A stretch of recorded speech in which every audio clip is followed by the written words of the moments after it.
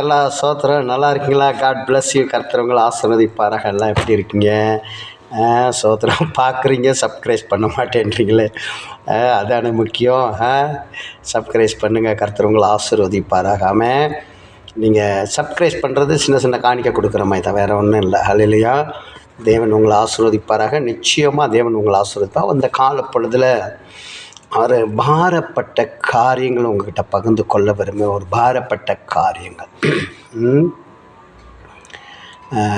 முதியோர் இல்லத்துக்கு அடிக்கடி செபத்துக்கு போவேன். முதியோர் இல்லம் அங்கே பார்த்தீங்கன்னா தாய்மாரும் தகப்பன்மாரும் நிறைய பேர் இருப்பாங்க.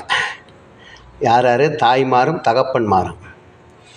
அவங்கள கேட்டால் அவங்க சொல்லுவாங்க, என் பிள்ளை எப்படியாக்கு வந்த ஒரு நல்ல வேலையில் இருக்கான், என் மகன் ஒரு நல்ல பிஸ்னஸில் இருக்கான், என் மக டீச்சராக இருக்குது, என் மக வக்கீலாக இருக்குது, என் மகன் வக்கீலாக இருக்கான், என் மகன் என்னால் டீச்சராக இருக்கான்.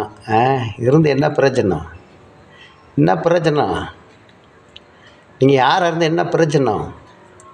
இனி யாருக்கு பிரயோஜனம்? உங்களுக்கு பிரயோஜனமா? உங்களுக்கு பெற்றவங்களுக்கு பிரயோஜனமா?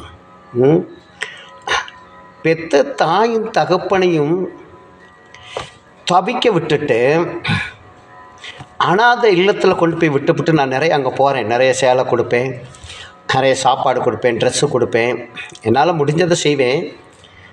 பிஸ்கட் வாங்கி கொண்டு கொடுப்பேன். அவங்க கேட்குறது என்னென்ன வேணுமோ, சோப்பு என்ன வேணுமோ நீங்கள் வாங்கி கொடுக்கலாம்.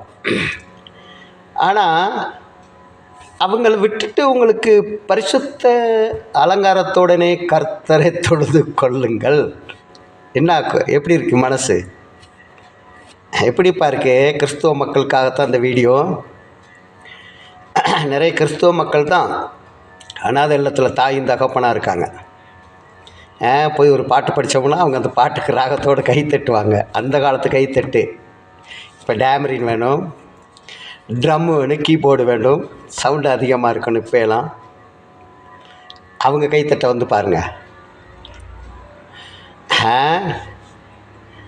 நீதிமொழிகள் 19ஆம் அதிகாரம் 17ஆம் வசனத்தில் ஆண்டவராகிய இயேசு கிறிஸ்து சொல்கிறார், ஏழைக்கு இறங்கி கடன் கொடுக்குறவன் பாக்கியவான். இப்போ யார் கடன் கொடுக்குறீங்க? பெரிய பெரிய சபைகளுக்கு காணிக்கை அள்ளி போடுறியே, ரைட்டு, தசோப்பா நிறைய கொடுக்குற கூடு. தாய் தகப்பன் எங்கே இருக்காங்க? தாய் தகப்பன் எங்கே இருக்காங்க? அவங்கள எங்கே விட்டுருக்கீங்க? அதை காட்டிக்கும் ஒரு தசம பாகம் பெருசாகிடுச்சு.